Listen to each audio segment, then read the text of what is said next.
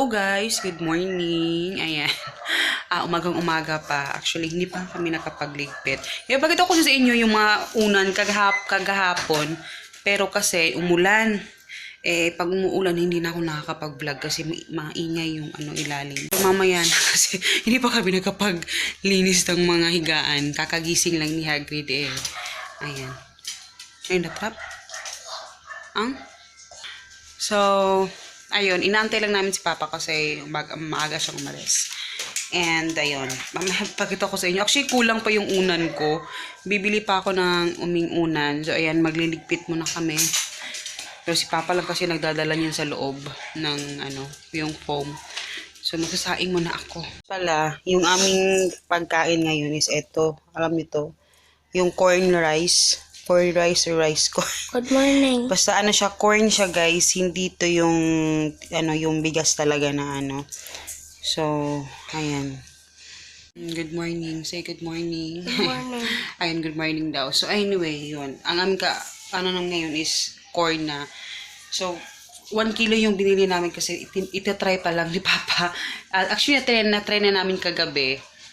Yung nagustuhan naman niya. Pero ako kasi, okay lang naman sa akin ito yung kainin kasi, yun nga, ko. Kasi parang, yun, isisig ako si mamaya magsasaing muna ako. Hello guys! Good. Ayan, si Papa. Dito tayo sa, sa Rorama.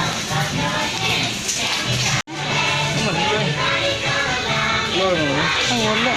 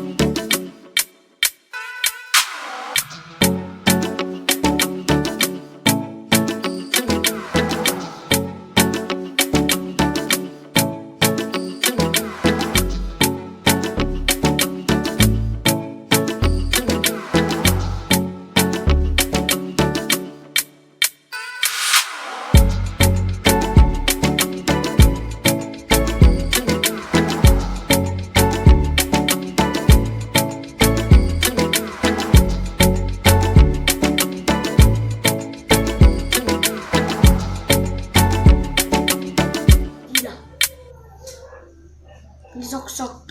Murag flasher ba? Flasher. Tahani. Sila ni Papa? Ako! Okay, Tem. Hello guys, good morning. Today is Sunday. And kahapon, hindi ko napakita yung aking sinabi na kasi na-busy kami kahapon guys. So, ayan. Ito pala yung mga unan na sinasabi ko sa inyo. Good morning. Ayan, ito yung mga unan guys na nilili natin. Actually, meron pa akong isang punda doon, hindi pa nagamit. And merong isang punda doon na kung ano lang yung nilagay ko. Kasi kinula ko ng kilo na maliit. So, yun. So, yung pinakadulo. So, wala pa kasi akong time. Baka mamaya makabili ako. Pero, yun. I'm so happy kasi talaga siya, nagkakulay yung sensya na may saging kumakain kasi may saging. So, yun. So, yun yung tsura niya. Diyan na meron kasing kausap si Papa. So, yun yung itsura niya, guys. Ito yung isa. May isa pa na punda na hindi pa nagamit. Yun yung papalitan ko ng unan. Tapos, so yun. Pinalabas ko muna si Papa. Kasi, meron siyang kausap sa phone. Tapos, pala, ito yung carpet. So, ayan. Pasensya na maingay yung electric fan. At saka madumi yung floor, yung carpet ngayon. Kasi hindi pa nilinis. So, mamaya, lilinisin to ni Hagrid. Siya yung tagalinis dito sa carpet. So, ito yung carpet na nabili namin. So, ayan. Ito yung binili namin, guys. Actually, purple siya. Wala kami ibang nakita kasi meron doon yellow and then meron ding actually yellow sana talaga yun pero hindi ko gusto yung design kasi para talaga kasi yellow yung aking diba? And eto kasi yung mas maganda kasi mayroon siyang black. Problema lang may purple. So eto lang din yung kinuha namin kasi wala kaming choice. Pero sobrang soft nito, guys. Sobrang maganda siya sa paa. And hindi naman to kamahala. Nasa 800 lang to nabili namin. Malaki na siya. And maganda na siya talagang. Minsan dito kami nakahiga. May times yung nag-upload ako ng picture, nag-post ako ng picture dun sa aking Facebook page, yung pinapalo nyo ako. Nung nakahiga kami sa sahig, dito yun. Kasi maganda siya. Maganda talaga siya. Simple lang pero masarap siyang higaan, no? In fairness naman. So, ayun yung itsura niya. Medyo magulo pa ngayon, no? Kasi si Hagrid talaga yung tagalinis. Kasi ito yung space niya. Usually dito talaga siya naglalaro. So, siya yung naglilinis niyan. So, yan yung itsura niya. Hello guys, good morning. So, ayun, umagang-umaga. Actually, umaga ako nagising kasi naglaba ako. And today is actually magluluto ako ng aming umagahan. Magluluto tayo ng umagahan namin. And then, kahapon, nasira yung aming printer. So, pinaayos namin yung printer. Medyo wala kayong ginastos ko sa printer kasi nga naputol yung kanyang yung sa ilalim. So, ngayon, natapos yung printer. Ngayon naman, yung aking CPU naman, yung hindi na naman siya nag-on yung CPU pero hindi siya hindi yung monitor, hindi siya yan yung sakit niya minsan. So, papareformat ko na naman siya or something, So, parang everyday na lang, no? Pero at least kagabi nakapag-print na ako ng mga namin ni Hagrid. Gagamitin for today, sabing homeschool. Pero yung video lang na hindi ko na save kagabi sa USB. Yung gagamitin sana namin today. But anyway, magsasaing muna ako and magluluto kasi ako ng bagoong mamaya. So, kaya maaga akong nagising kasi syempre paggising nito mamaya mag-homeschool na kami. So, yung papaksiwin, bangus ito. Nung last time kasi nag-grocery kami sa palengke, bumili kami ng almost 3 kilos nito. So, sineparate na namin yung iba para sa sabaw and all. Kasi favorite talaga namin yung bangus, guys. So, ito ipapaksiwin ko kasi na-request to ni Papa. So, yan yung umagahan namin. And then, mag-ano ako ng gulay. Magpapakulo ako ng gulay kasi yun yung pang side. So, yan.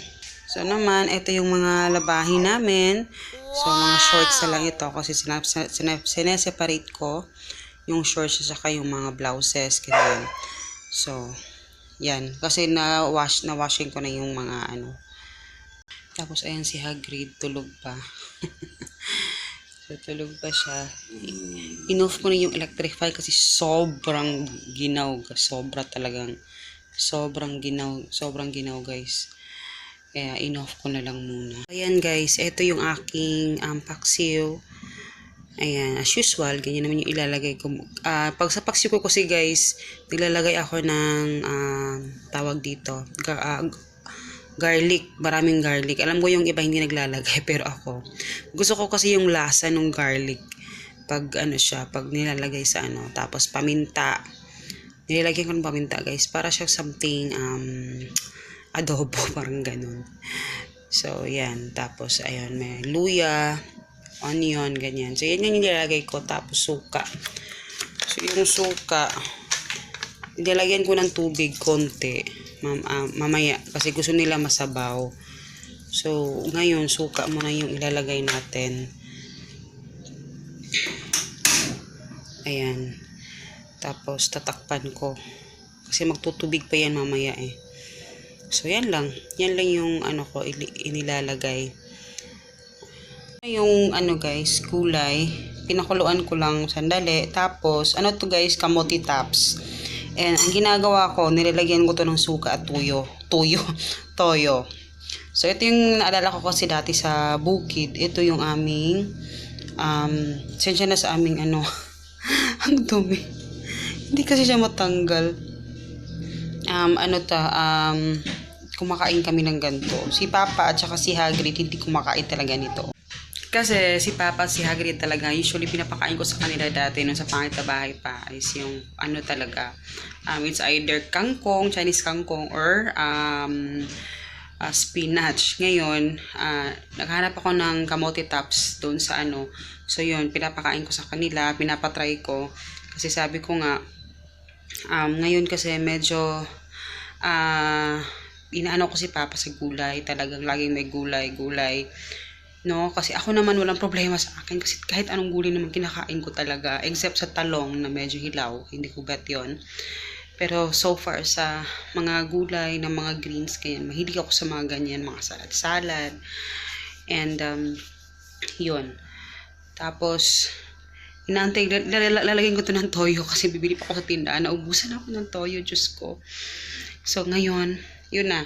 Inaantay ko na lang si Papa para pagdating niya kakain na kami. Maaga kaming mag-homeschool ni Hagrid para maaga kaming matapos kasi papaayos ko pa yung aking CPU. And then, bibili ako ng supplies namin ni Hagrid. So, sa homeschool namin. Yun. Good morning guys. So, dito, alas 7 pa. And kakatapos lang namin arrange sa labas, tinapon ko na lahat yung mga hindi na kailangan sa mga garden. Malinis siya, in fairness. And today is, nag-breakfast kami. Ang aming umagahan is pandesal. Pandesal with pansit. Pansit di karinderya. So, hindi pa ako arrange ng mga napamili ko kahapon.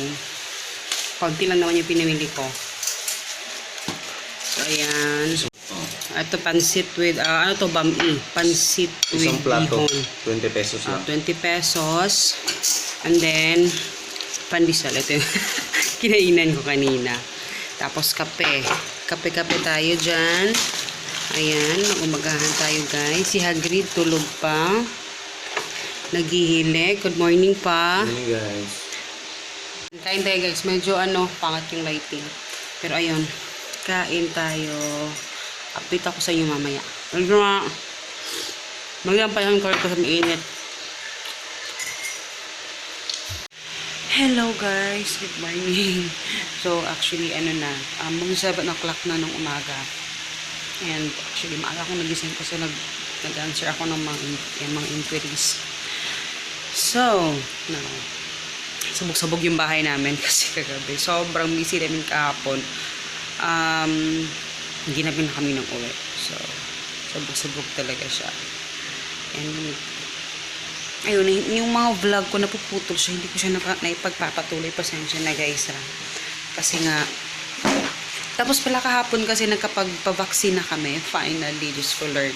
So, sabay kami ni Papa nagpavaksin. And, yun nga, si Hagrid lang mag-isa dito, naaawa nga ako sa kasi siya lang mag-isa. Tapos, pero tapos na kami. Marami kasi kaming inasikaso nilakad kahapon. Ngayon naman, maalis kami, meron din kaming lalakarin. So, pero mag-homeschool muna kami ni Hagrid sa morning. Tapos, yun na, aalis na kami. Last na talaga ito. So, anyway, maglilinis muna ako and mag-prepare ako ng breakfast. So, yung gagawin natin. Yung mga trabaho ko kagabi hindi ko natapos. Actually, hindi ko talaga siya tinapos kasi pipicturan ko muna itong walang label kasi may nag-request na gusto niyang walang label. So, no? So, ito naman yung aking mga ginagamit, mga pang-ano. So, maglilinis muna ako, guys. And, ito, marami akong tupiin. So, tutupiin ko yan ngayon. And, si Hagrid tulog pa. Ayun, tulog pa. So, tutupiin ko to para maligpit ko na siya. So, ayan. Ayan, natapos din ako, guys, magtupi. So, ilagay na natin to sa loob. Tapos, ito yung sobrang busy namin kahapon, guys. Yung grocery namin. hindi ko pa nalabas yung mga Actually, si Papa nga lang yung naglabas nito eh. Pero, ayan. Ko to ngayon. Pero bago kasi ito, siguro gagawa muna ako ng aming umagahan bago ako mag-proceed sa ibang trabaho. Ito muna yung uunahin ko after kong gumawa ng breakfast. So, ayan. Tapos kahapon guys, meron kasi kaming kapitbahay dyan na nagtitinda. Hinaisa nagpa-deliver ako ng saging. Mura lang to guys. I think 20 pesos ang kilo. Or 25. Ayun. Mura lang siya. Lagi kong ino-order isang hinog at saka isang hilaw pa. And then grapes. Oo. Ito naman, mura lang din to. Ayan. I think 150 ang kilo nito sa grapes. So, yan yung ating mamaya. And then, ang ending ng ating pancake, tingnan nyo, dumidikit siya. Hindi ko alam kung medyo naparami yung lagay ni Hagrid ng water kasi malabnaw siya. Kaya ganyan, tingnan nyo yung trabaho like dito. So, kaya pinagtsatsagaan ko na lang kasi dumidikit siya talaga. Kasi nga malabnaw. For in fairness, masarap talaga yung Magnolia na pancake. Masarap talaga siya. So, yan. Sinaseparate ko na ito kay Papa. Ito naman yung akin, tsaka kay Hagrid. Wala pang pancake. Ayan. Hello guys. Good afternoon. So, today, lunchtime na. Magluluto ako ng aming maingay dito na. Ayan. Tapos na sila. So, anyway, magluluto ako ngayon ng, actually, dahil hindi makalakad si Papa, makapagmotor sa baba. So, ngayon, ang lulutuin ko is yung tocino namin na in-experiment. Ito guys, ito yung pinakuluan ko ng dahon ng bayabas. Ito yung hinuhugas ko sa sugat ni Papa. So, yan. And then, ito yung aking, kasi titimbangin ko kung ilan yung kukunin ko. Ayan. 0 natin.